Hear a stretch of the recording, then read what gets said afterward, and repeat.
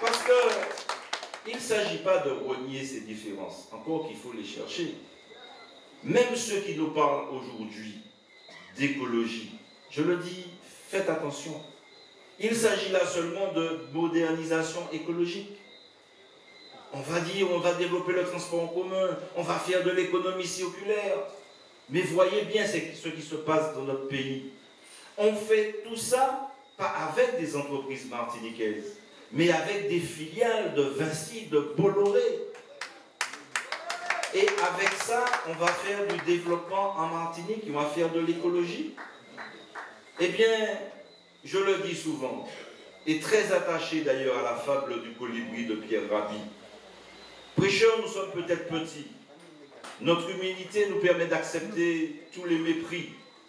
Mais nous disons qu'au moins, nous avons fait une démonstration. Et cette démonstration a été validée et couronnée par le ministère de l'écologie français. Quand nous avons voulu mettre en place un projet de territoire en transition énergétique, nous n'avons pensé ni à Bolloré, ni à Vinci.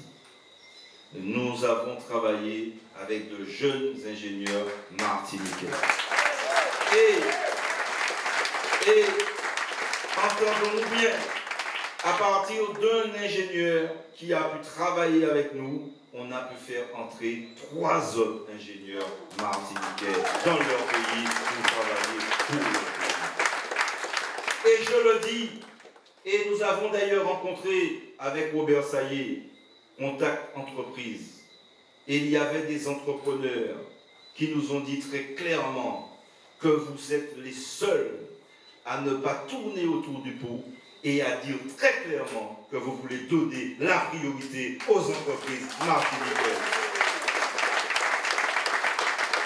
Et d'ailleurs, lors d'une rencontre encore avec des chefs d'entreprise, on nous a opposé, comme on dirait dans notre créole francisé ou français créolisé, qu'on avait un projet d'une belleté extraordinaire. Philosophiquement, on était très bon, mais qu'on n'était pas dedans, dans les réalités du monde capitaliste. Eh bien, nous leur avons dit, nous ne serons jamais dans ces réalités-là, parce que ce sont des réalités mortifères pour notre peuple.